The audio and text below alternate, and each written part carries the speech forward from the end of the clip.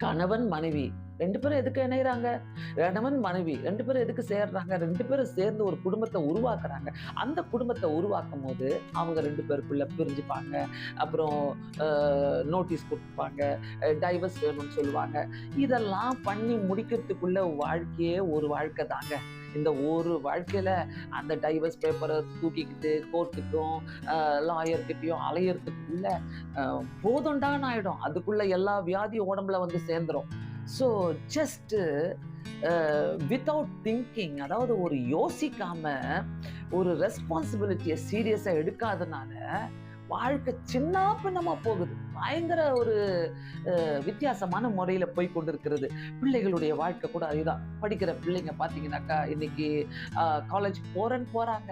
அங்க போய் மாறிடுறாங்க. நல்ல ஹை மார்க் நெறைய பிள்ளைங்க சொல்ற கதை என்னன்னாக்கா, நான் நல்ல மார்க்ஸ் வாங்கினேன். நல்ல மார்க்ஸ் வாங்கி நான் நல்லா படிக்கிற ஆளு. இன்னைக்கு ஜஸ்ட் பிகாஸ் ஆஃப் என்னுடைய சோம்பேறித்தனத்தினால இந்த செல்ஃபோன நோண்டி, நோண்டி, நோண்டி, நோண்டி இன்னைக்கு நான் படிக்கிறத நான் விட்டுட்டேன். அந்த ரெஸ்பான்சிபிலிட்டி எனக்கு போயிருச்சு. அந்த ஒரு அந்த ஒரு பொறுப்பே எனக்கு இல்ல.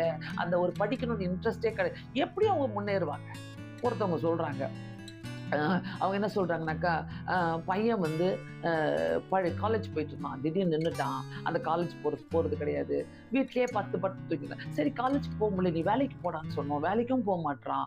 வேலைக்கு போகாம வீட்லயே படுத்து தூங்குறான். லேட்டா எழுந்திருக்கிறான். 12 மணிக்கு தான் எழுந்திருக்கிறான். அப்புறம் பார்த்தா அவன் கஞ்சா எடுக்குறான். பிரியமானவர்களே, தயவு செய்து அ ஒரு ரெஸ்பான்சிபிலிட்டிய பிள்ளைகள் கையில ஒரு ரெஸ்பான்சிபிலிட்டி குடுத்து நம்ம வளர்க்கும்போது, நம்ம மைண்ட எம்ப்டியா வைக்காம இருந்தாலே, நான் இத செய்யணும். இதுக்கு நான் பொறுப்பு அப்படின்னு சொல்லும்போதே, கண்டிப்பாக பிள்ளைங்க ரொம்ப அழகா வளர்க்கறதுக்கு நம்மளால முடியும். எங்க